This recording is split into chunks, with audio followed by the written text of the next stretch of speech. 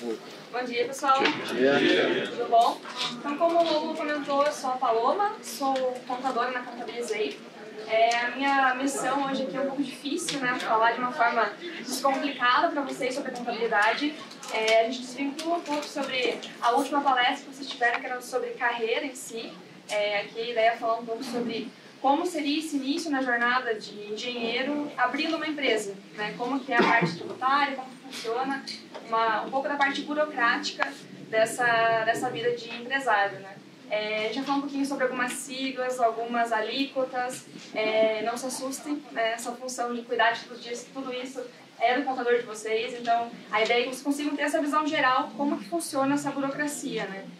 Como que é essa complexidade. Então, vamos tentar fazer de uma forma não tão complicada, não tão maçante, que é a contabilidade, né? Vamos lá, então. Primeiro ponto, o que é a Contabilizei? A Contabilizei, ela é uma startup de contabilidade, é uma empresa de contabilidade online. Então, quando você pensa em contabilidade, você pensa no contador, o que vem em mente, né? Você imagina um contador cheio de papéis em volta, com muitos documentos, cheio de documentação, né? Várias papeladas em volta dele, e a ideia da Contabilizei é justamente acabar com isso. Como que a gente faz isso? Então, qual que é a ideia da Contabilizei? O nosso propósito principal é desburocratizar a contabilidade nas empresas de pequeno e médio porte, né? Então, o micro e pequeno empreendedor é o nosso principal foco. A nossa ideia é ajudar esse empresário a tirar aquele contabilês, né, da vida dele. A gente ajuda ele, a gente está junto com ele toda a rotina, parte contábil, parte fiscal. Essa é a função da Contabilizei, mas de uma forma não tão cheia de papéis em volta como era o último slide ali. Como que a gente faz isso, então? A gente utiliza como principal ferramenta a tecnologia. Tecnologia, como que a gente faz isso? Para vocês terem ideia de como funciona a Contabilizei hoje, metade do pessoal que a gente tem dentro da Contabilizei é formado por pessoal de tecnologia. Então, são desenvolvedores, são engenheiros, que nos auxiliam na formação da plataforma que a gente utiliza dentro da Contabilizei. E a outra metade são contadores. Então, para você ter ideia de como que é essa divisão, né, a importância da tecnologia dentro da Contabilizei. Não são só formados por contadores e também não são só robôs, como o pessoal muitas vezes imagina, né? É o pessoal da tecnologia que forma essa Contabilizei. A plataforma que a gente utiliza para Contabilizei, ela possibilita essa comunicação com o cliente, possibilita essa proximidade com o cliente de uma forma totalmente online. Então, a principal ferramenta que a gente utiliza é a tecnologia.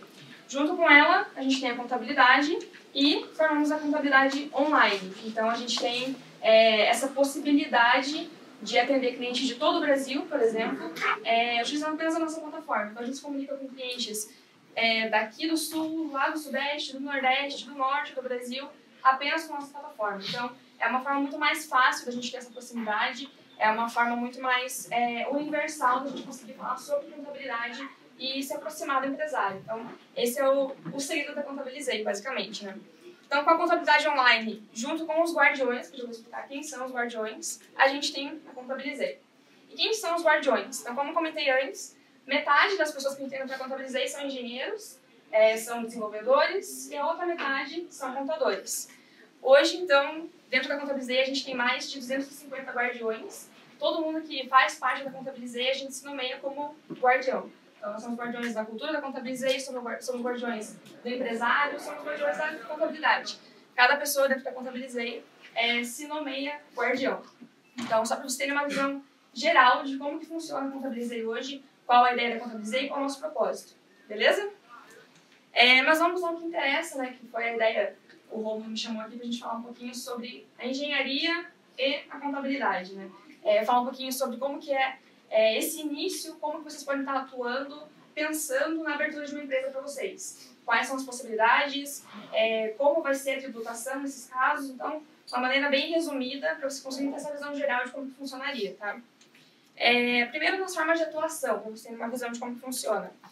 A principal e a mais comum, e que inclusive dentro da Contabilizei é o maior número de clientes que a gente tem hoje, utiliza o serviço de engenharia. Essa é uma classificação de tipo de serviço de engenharia. Então, quando você abre uma empresa, você tem que classificar quais são os tipos de serviços que você vai estar prestando dentro da empresa. Você vincula no seu CNPJ quais são os serviços que você vai prestar. Esse númerozinho que está ali do lado da descrição, ele é o KNAI. Esse CNAE ele é o Código Nacional de Atividade Econômica. Ele define muita coisa da empresa de vocês. Então, ele vai definir qual vai ser a tributação, em qual vai ser a alíquota que você vai ser tributado, como que você vai ter que operar na sua empresa. Esse é o CNAE, esse vai definir muita coisa da empresa de vocês. Então, esse primeiro aqui é o que mais aparece, é o mais comum. É aquele engenheiro que opera como PJ, é o engenheiro que opera muitas vezes sozinho, não tem funcionários, ele opera para prestação de serviço mesmo como engenheiro. Normalmente eles utilizam esse CNAE, tá bom? Outros 3 CNAEs muito comuns são administração de obras, construção de edifícios e incorporação de empreendimentos imobiliários. A gente vai falar aqui sobre esses 4 principais que são vinculados à área de engenharia, para vocês conseguirem ter essa visão geral, né? Como que funciona a tributação. Vamos para o mais comum ali, que acho que muitos de vocês, pessoalmente, quando forem começar a atuar, se forem se interessar por abrir uma empresa, vão para o primeiro ali, que é a primeira opção. Primeiro ponto, né? Falando agora um pouco sobre tributação. Quando você escolhe pelo serviço de engenharia, a gente tem 2 formas de tributação, Simples Nacional e lucro presumido. Tá? São 2 tipos de tributação que a gente tem no Brasil. Tá? Dentro do Simples Nacional, a gente, dentro nesse código de serviço, a gente vai ser tributado pelo anexo 5 do Simples Nacional, sujeito ao fator R, e no lucro presumido, a gente vai ter toda essa tributação aqui. RPJ, CSLL, PIS, COFINS e ISS. Meu Deus, é muita sigla, né, gente? Pelo amor de Deus, é muita coisa. Sério, não dá pra entender tudo isso, mas calma aí que a gente vai conversar, eu vou explicar pra vocês como que é isso, o que funciona. Fica tranquilo que vai dar tudo certo. Primeira coisa, Simples Nacional. O Simples, para ficar mais claro para vocês. Imagina que a gente tem todos aqueles impostos que a gente comentou no primeiro slide lá sobre o lucro presumido. Então, RPJ, CS, PIS, COFINS, todos os impostos. No Simples, a gente tem isso unificado em uma só guia, que é o PGDAS. Esse é o nome da guia unificada. A gente tem todos os impostos nessa guia única que é pago todo mês, tá? Como que funciona o cálculo desse PGDAS? Ele é calculado em cima do faturamento mensal da empresa de vocês. Então, vamos supor que você está faturando lá todos os meses R$4.000. Esses R$4.000 vão ser a base de cálculo do imposto de vocês, tá? As alíquotas, o Simples, elas vão variar de acordo com a atividade. Lembra que eu falei que o CNAE é muito importante, né? O CNAE vai definir qual anexo que vocês vão estar usando dentro do Simples e de acordo com o faturamento dos últimos 12 meses. Então, isso também é um fator que determina qual vai ser a alíquota, como que vai estar sendo tributado a empresa de vocês, tá? Importante, o limite de faturamento aqui do Simples é de 4,8 milhões. Então, acho que alguns de vocês aqui, logo no primeiro ano, já vão estar superando os 4,8 milhões, vamos se atentar aqui ao limite de faturamento. 4,8 milhões é bem importante. Se superar esse limite, você é desenquadrado do Simples, beleza? Então, um resumo geral. A atividade da empresa, que é o CNAE, que a gente falou no começo, ele vai determinar o anexo do Simples. Depois eu vou explicar o que é o anexo. E o faturamento dos últimos 12 meses, ele vai determinar a faixa de alíquota que você vai utilizar na sua empresa. Tá? A gente comentou antes lá que esse código de serviço que a gente comentou, que é o de serviço de engenharia, ele utiliza o anexo 5, ele é tributado pelo anexo 5 no Simples Nacional. Esse aqui, então, é o anexo. O CNAE definiu o anexo que a gente está utilizando. Essa tabela toda aqui é o anexo 5 do Simples. E essas faixas aqui são as faixas que são determinadas pelo faturamento dos últimos 12 meses. É muito número, né? Então, vamos se atentar só para a primeira faixa aqui para vocês conseguirem ter uma ideia. Vamos supor que no primeiro ano, que é o mais comum, a empresa de vocês, logo no começo, logo no início, está faturando até 180 mil, acumulados nos últimos 12 meses. Então, a primeira faixa de vocês aqui vai ser de 15,5% por mês. Essa é a tributação de vocês nesse tipo de serviço, tá? Então, primeira faixa, 15,5%. Nas outras faixas de faturamento aqui, o cálculo ele é um pouco diferente. Ele não é só você pegar aqui pelos últimos 12 meses e aplicar a alíquota. Você tem que aplicar numa fórmula, né? Vocês estão bem habituados a várias fórmulas, mas aqui é uma fórmula que os contadores de vocês vão estar utilizando. É para vocês conseguirem chegar na alíquota mensal de vocês efetiva. Então, como que você faz esse cálculo? Primeira coisa, a gente se baseia na receita bruta dos últimos 12 meses, utiliza a alíquota que está lá na tabela que a gente utilizou anteriormente, que são essas alíquotas aqui, deduz o valor que está aqui, da parcela a deduzir, e divide novamente pela receita dos últimos 12 meses. Daí sim você chega na tua alíquota mensal. Então não é só aplicar na tabela. Esse é o primeiro ponto. Se você está na primeira faixa de faturamento até 180 mil, você vai estar na primeira faixa normal, 15%, 15,5%. A partir da segunda faixa de faturamento, você já começa a ser tributado de acordo com a fórmula que a gente vai estar aplicando em cima da receita bruta de vocês, tá? Basicamente, sobre conseguir chegar na alíquota isso, você atende primeiro para a primeira faixa, ali, 15,5%, guardem esse percentual, anexo 5, 15,5%, beleza? O que é o fator R que a gente comentou? O fator R, ele é bem assim como um benefício que o governo concede para as empresas que geram emprego. Como que ele funciona? A gente faz uma relação da folha de pagamento dos últimos 12 meses da empresa, dividido pela receita bruta dos últimos 12 meses. Então, se nessa relação que a gente faz aqui, nessa divisão que a gente faz, o resultado for maior que 28%, então você é tributado por um outro anexo. Você sai do anexo 5, você vai para o anexo 3. Se for menor que 28%, você permanece no anexo 5. Então, esse fator R, ele é como se fosse um benefício que a empresa pode ter se ela estiver gerando emprego. Então, se a folha de pagamento de vocês for superior ao faturamento, né, for um resultado de 28%, você consegue ter esse benefício. Por que é um benefício? Porque o anexo 3, a primeira faixa dele é de 6%. Então, antes, se você ficasse no anexo 5, você ficaria com 15,5% de tributação. No anexo 3, que é um benefício, você consegue ficar com 6%. É importante, não só a folha de pagamento entra nesse cálculo, né? Vamos supor o salário de funcionários, né?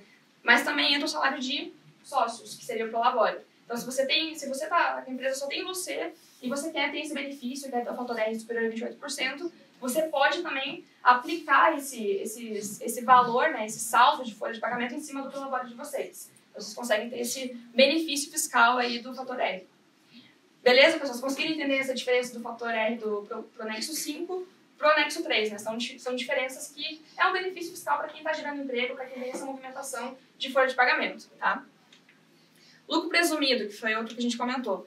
Então, resumidamente, a gente tem, dentro do lucro presumido, são basicamente 5 impostos que incidem em cima do faturamento de vocês. A gente tem impostos que são mensais, impostos trimestrais e também em cima do faturamento que é calculado, tá? O limite aqui é de 78 milhões ao ano, então é um limite maior de faturamento por ano. Esses 3 impostos aqui, PIS, COFINS e ISS, são mensais e RPJ e ICS são trimestrais, beleza? Também novas siglas, né? Então vamos explicar de novo como que funcionam essas siglas aqui. Não precisa atentar tanto aos percentuais aqui, só para vocês conseguirem entender que são impostos distintos com alíquotas distintas. Como a gente comentou, esses 3 primeiros aqui são mensais, em cima do faturamento mensal. Então, você fatura, já tem que pagar no mês seguinte. E esses outros 2 aqui de baixo são trimestrais. Então, só para vocês conseguirem ter uma visão aqui do IRPJ-ICS, o porquê que o nome desse regime tributário é lucro presumido. Então, aqui nesses 3 primeiros impostos aqui, a gente pega a alíquota que está aqui, né, dos 3 impostos, e aplica em cima do faturamento mensal. Esse é o valor do imposto de vocês.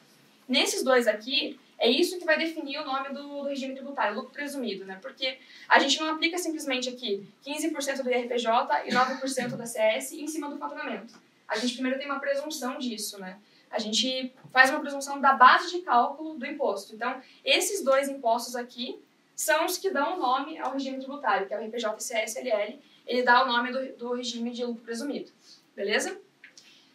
Vamos à próxima atividade aqui, que é a administração de obras. Se vocês derem uma olhada aqui, ela é bem semelhante ao que a gente comentou anteriormente no serviço de engenharia. Também é tributado pelo anexo 5, também é sujeito ao fator R, então entra no mesmo benefício que a gente comentou antes. Ela, se tiver uma folha de pagamento superior a 28% do faturamento, a gente consegue ter o benefício de ser tributado pelo anexo 3. Então tem aquela redução de 15,5% para 6% de faturamento, né? E lucro presumido também os mesmos impostos, tributação normal do lucro presumido. Beleza? Construção de edifícios. Como a gente comentou antes, então o governo ele tenta dar alguns benefícios para as empresas, para os empresários que geram emprego. E aqui, nesse caso dessa atividade, fica muito claro o porquê disso e como que isso funciona, né? Dentro da construção de edifícios, ele entra as empresas que são construtoras. Então, são empresas que não é só um engenheiro trabalhando sozinho, normalmente está gerando emprego, normalmente tem mais pessoas envolvidas nisso. Então, como que funciona? Primeiro ponto aqui, a gente é tributado por um novo anexo. Até agora a gente falou do anexo 5 e anexo 3 do Simples. Né? Agora, aqui nessa atividade de construção de edifícios, a gente tem o anexo 4. Daqui a pouco eu mostro para vocês como que funciona a tributação dele também. E no lucro presumido, a gente tem uma série de benefícios fiscais que são aplicados para esse tipo de empresa. Então, no caso aqui, de construção por empreitada, para esse tipo de empresa aqui, a gente tem uma redução da base de cálculo. Depois eu vou explicar para vocês também como funciona essa redução. A gente tem a desobrigação do recolhimento de ISS, quando é comprovada a utilização de materiais em cima da obra, e tem a desoneração da folha de pagamento. Também vou explicar para vocês como funciona isso, tá?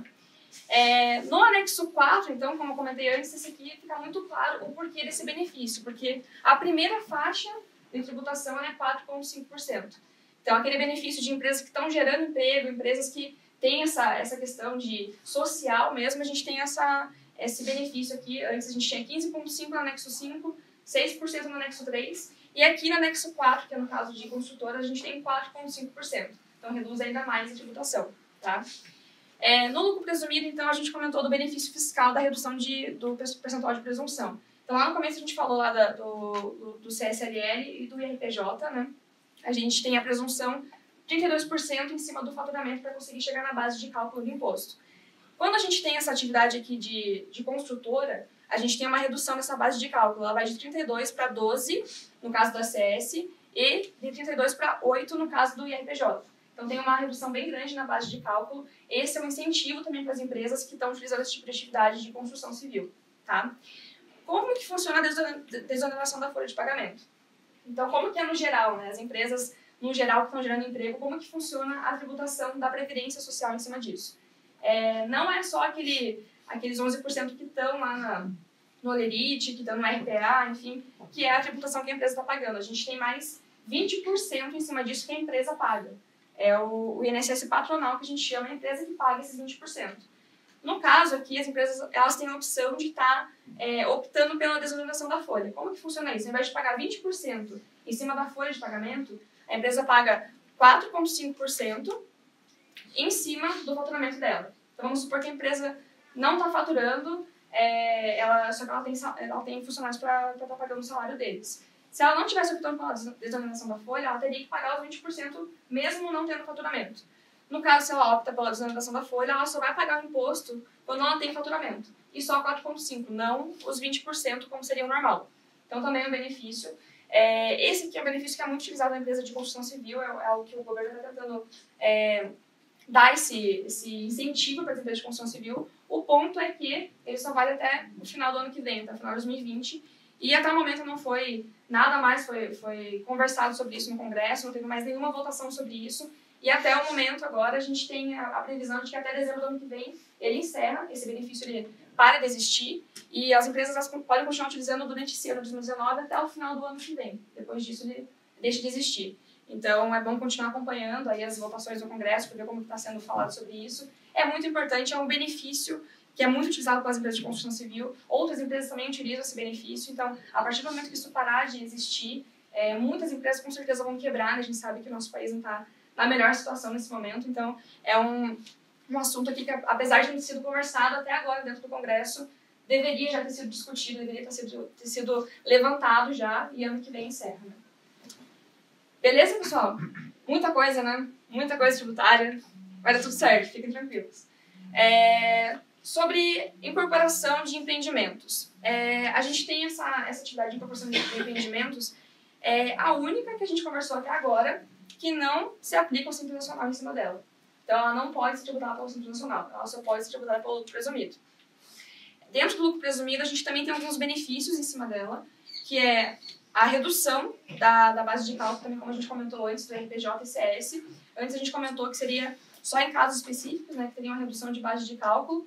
Nesse caso aqui, em todas as operações de incorporação, a gente tem a redução da base de cálculo da RPJ e CS e também vai ter a desoneração da folha de pagamento. Tá? Então, também é uma atividade que a gente também consegue ter um benefício em cima disso. Tá bom? Uma outra característica também é quando a pessoa opera como pessoa física. Não como CLT, efetivamente, mas como ela presta serviços eventuais. Então, nesse caso aqui, ela é caracterizada como autônomo. Tá? Existe a possibilidade de estar efetuando a operação dessa forma, não abrir um CNPJ para conseguir operar só pelo CPF, mas ela tem alguma série de obrigações em cima disso que precisam estar sendo olhadas, né, precisam estar sendo cuidadas mensalmente. Qual a primeira obrigatoriedade que a gente tem, então? Precisa entregar obrigatoriamente a declaração de imposto de renda, com as informações que você teve de recebimentos, tem que estar vinculado isso na declaração de imposto de renda, e precisa ter o controle livro caixa. Como que funciona o controle livro caixa? ele é controle de entradas e saídas que você vai ter na empresa de vocês. Então, tem que ter essa agregação do que é despesa pessoal, o que é despesa da empresa, e esse livro caixa vai conseguir fazer isso, só despesas da empresa, despesas que estão vinculadas à operação de vocês, tem que estar nesse controle. Porque a qualquer momento o fisco pode pedir isso, pode ter uma fiscalização em cima do que você está tendo de recebimento. Se em qualquer momento tiver um problema na declaração de imposto de renda de vocês, o livro caixa vai ser a comprovação de que vocês estavam tendo controle disso, a separação de despesas e receitas da empresa de vocês. Tá? Documento fiscal. Então, quando você opera como pessoa física, você não emite nota fiscal. Tá? Você emite o RPA. O que é o RPA? Ele é um recibo de profissional autônomo. Ele é como se fosse um olerite, uma pessoa que está como CLT, que está com um registro dentro da empresa, mas ele é um recibo que comprova o serviço prestado, o serviço eventual que a pessoa está prestando. A questão da tributação então, é muito semelhante à de pessoa que está com registro normal de CLT. Então, tem retenções normais dentro desse recibo, vai ter IRPJ, vai ter IRPF, vai ter INSS em cima do valor do RPA. Tá? Como que funciona esse cálculo, então? A gente vai ter a retenção de INSS no próprio RPA e a gente vai ter o imposto de renda. O imposto de renda, acho que a maioria de vocês já conhece já. Essa aqui é a tabela do imposto de renda. É a tabela normal que a gente utiliza para pessoas que têm registro em carteira, né? Pessoas que estão registradas em empresas. É a tabela progressiva que a gente utiliza, essa aqui é de 2019. Em cima disso daqui é feito o cálculo para o RPA. Então, a tributação, para quem opera como pessoa física, ela acaba muitas vezes não sendo tão interessante, porque se vocês forem ver aqui, acima de 4 mil, ele acaba sendo de 27,5% a tributação. Então, ela fica bem superior ao que a gente estava conversando antes, de, enfim, 4,5% para caso de anexo 5, 6% no caso de anexo 3, ou 15,5% no caso de anexo 3. Né? Nesse caso aqui, ele fica 27,5%, então fica muito elevado. Por isso que muitas vezes a gente fala, não é interessante operar como pessoa física, ele fica muito alta a tributação, além do risco que a gente tem, né, desse vínculo de declaração de imposto de renda, da abertura que as pessoas têm de não ter uma comprovação de nota fiscal, só tem o RPA. Então, é uma exposição grande na operação de vocês, vocês estão operando como pessoa física e não tem registro CLT, estão operando só como autônomo, e justamente por conta da tributação acaba não sendo interessante para vocês também, porque é uma carga tributária muito grande em cima do que vocês estão operando. É uma diferença gritante, né? Eu vou compartilhar depois com o Romulo na apresentação. A gente tem um simulador que ele possibilita que vocês coloquem lá qual seria uma simulação, né, de faturamento mensal que vocês teriam de RPA, como que funcionaria a tributação em cima disso, quanto de imposto você teria que pagar se fosse operar como pessoa física. Só para vocês conseguirem ter uma ideia de como que seria, que acaba sendo mais prático no início, porque você não tem a burocracia de abrir uma empresa, abrir um CNPJ, mas depois acaba sendo pesado financeiramente por conta dos impostos, né? Então, só para vocês conseguirem ter uma ideia. Depois eu compartilho com vocês também. O que é importante vocês conseguirem entender? O porquê que a gente precisa ter um contador para conseguir acompanhar essas operações, né? Por que a gente tem que ter uma pessoa que cuida dessas rotinas, que acompanha essas rotinas? Porque não é só essa tributação aqui, não são só esses impostos que vão incidir nas operações de vocês, não é só isso que importa na rotina de vocês. A gente tem, por exemplo, a emissão de notas fiscais, no caso de operação de empresas, né? A gente tem que ter uma pessoa que está orientando vocês sobre código de serviço que utiliza, valores que vão colocar na nota, retenções de impostos, como que seria a tributação de vocês aqui no município de Curitiba, como que seria na cidade que está prestando serviço. Então, essa análise é o contador que vai estar fazendo para vocês. Retenção de impostos, então, seja na emissão da nota de vocês, ou no caso de tomar um serviço, também tem essa análise de retenção de impostos. E retenção de impostos é interessante porque, dependendo da tributação que vocês utilizam, vocês podem estar tomando um crédito em cima disso. Então, às vezes, se você não tem uma orientação correta, acaba perdendo créditos tributários em cima disso. Então, por exemplo, aqui a gente conversou sobre desoneração da folha, né? A desoneração é benefício, ano que vem encerra, mas vamos supor que não tem um contador orientando a empresa de vocês continuam operando como desoneração, depois vocês vão ver depois de um ano que estava errado. Então, ter um contador orientando isso, né, que seria no caso de mudança de legislação, é muito importante. A gente está passando por várias mudanças dentro do Brasil de legislação, várias renovações de legislações, então é muito importante. O contador ele acaba não sendo só uma pessoa que vê os números da empresa, mas também vê a legislação, vê os benefícios que a empresa de vocês podem estar utilizando, né? Então, por esses motivos que é importante ter um controle de contabilidade, ter um contador orientando vocês. Outro ponto importante também é a declaração. Então, a gente tem declarações mensais, declarações anuais que as empresas têm que entregar. Muitas delas, se são entregues em atraso, se não são entregues, geram multa, incorre penalidade na empresa de vocês. Algumas declarações, se não são entregues a empresa é suspensa, então quem entrega isso é o contador. Vocês têm que operar como engenheiro, vocês não têm que se interessar pelos impostos, pela burocracia, então por isso que é necessário ter um contador para orientar vocês, desde a abertura da empresa, durante toda a operação, as rotinas contábeis, quem vai estar olhando isso vai ser o contador. É só para vocês conseguirem ter uma visão geral como que funcionaria se vocês fossem optar por abrir um CNPJ para vocês ou operar como pessoa física, para conseguir ter esse discernimento, essa diferença de operações. Beleza? E o MEI, né? O MEI ele é um tipo de tributação que é muito comum, as pessoas sempre falam disso, está muito em alta. Muitas pessoas abrem MEI para começar a operar, para conseguir ter um início de operações. Por que a gente não falou do MEI até agora? O MEI, na verdade, ele é aquele tipo de empresa que é aberta para costureira, para pedreiro, para borracheiro, para pessoas que têm atividades eventuais, não têm faturamento tão elevado e que não precisam de uma formação, não precisam de uma certificação para estar operando em cima daquilo. No caso de engenharia, a gente não tem a possibilidade de abrir MEI para engenheiro. Então, se vocês forem tentar abrir um MEI com algum daqueles 4 CNAEs que a gente comentou aqui antes, aqueles 4 códigos de atividades, vocês não conseguem abrir. Porque engenharia é uma atividade regulamentada, ela tem sindicato, enfim, tem toda a questão de formação que vocês precisam ter, certificação que precisa ter para conseguir operar como engenheiro. Se às vezes as pessoas falam, tem um amigo que opera como MEI, tem fulano que abriu um MEI e está operando como MEI e é engenheiro. Ele não abriu a empresa 100% correta, então, se ele está operando como MEI, ele é engenheiro. As possibilidades de abrir o MEI como operações de engenharia, elas são muito limitadas, então conserto, parte elétrica, é muito limitado, então não abrange toda a gama de serviços de engenharia que a gente conversou aqui. Então, serviço de engenharia, a parte de construção civil, não tem a possibilidade de abrir MEI, por isso que a gente não comentou antes. As únicas possibilidades que existem, então, seria simples nacional para vocês, lucro presumido, ou então operar como pessoa física. O MEI, por incrível que pareça, para vocês não tem essa possibilidade. Infelizmente, né, é um tipo de empresa que a tributação é bem inferior, a alíquota dele é fixa, então todo mês você paga a mesma taxa, é sempre a mesma guia que vocês pagam, uns 50 e poucos reais, então é sempre a mesma coisa, mas no caso de engenharia, infelizmente, não é aplicável, então apenas simples, lucro presumido ou pessoa física. Beleza, pessoal? Tá claro?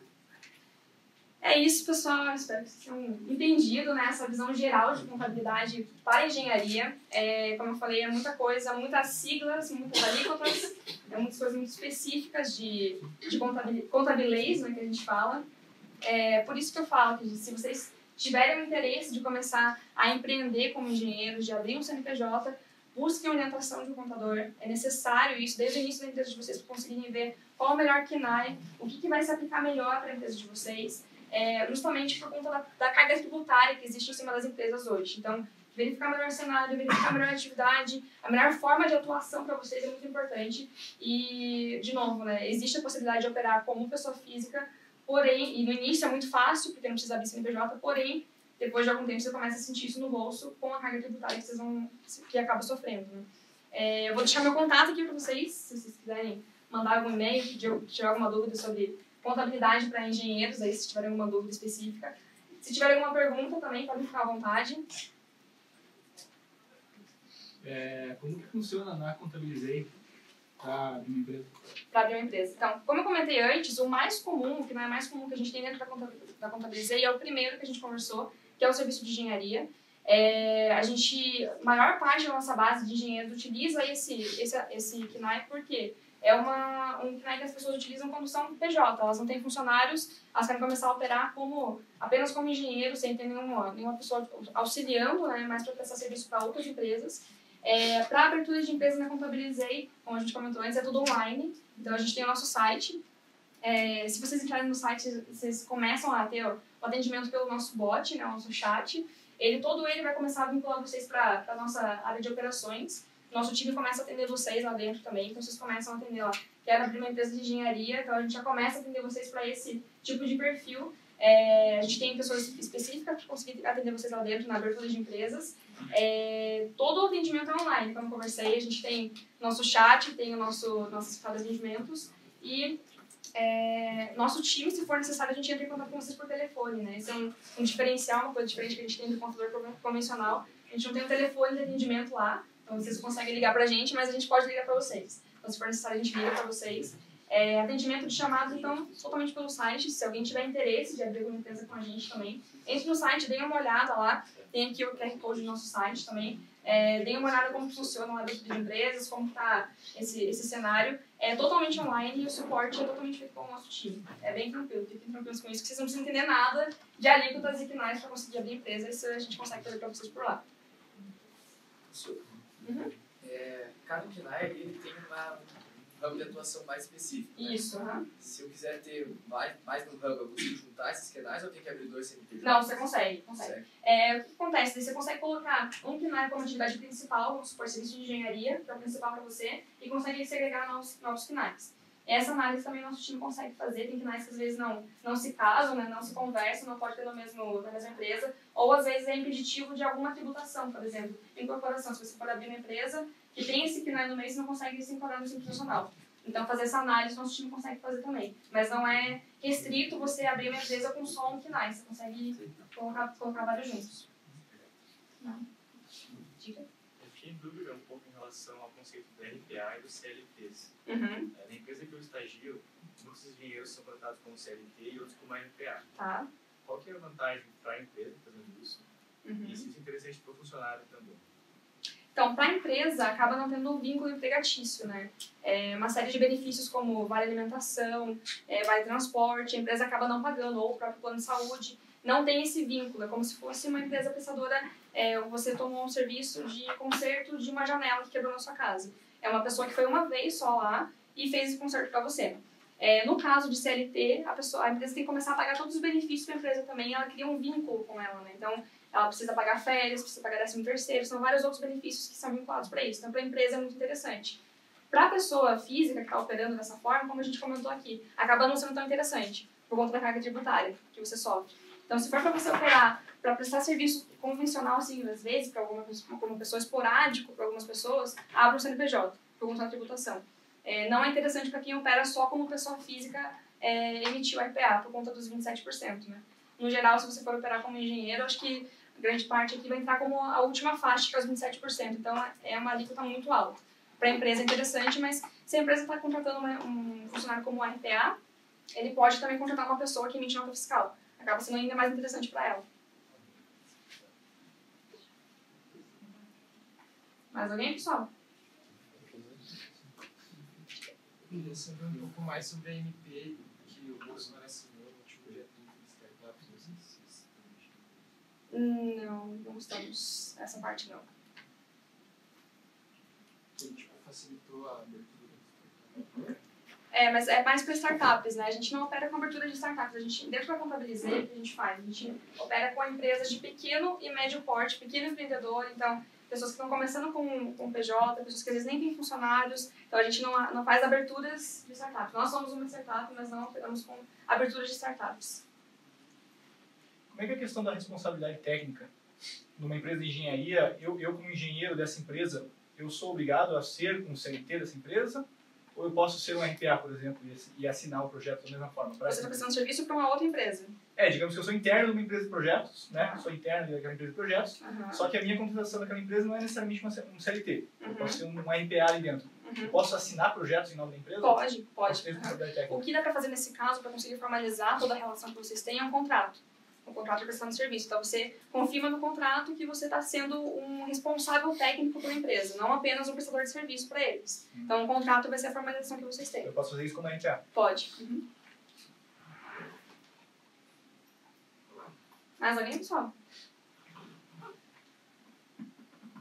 Isso? É isso, então, pessoal. Como eu falei, deixei aqui meu contato. Se alguém tiver qualquer dúvida, entre no site da Contabilizei, entre no LinkedIn, a gente sempre posta coisas diferentes, coisas novas lá. Sempre tem vagas, isso é muito importante também, dê uma olhada lá nas vagas que tem abertas hoje. Qualquer dúvida, então a gente tem o nosso chat no site, o pessoal está lá sempre disponível para conseguir entender vocês. Tem dúvida sobre a abertura de empresa, tem dúvida sobre a operação que vocês estão fazendo, entre no site da Contabilizei, que sempre tem um time cheio de pessoas, cheio de contadores para conseguir ajudar vocês no que for necessário. Beleza, pessoal? Obrigada.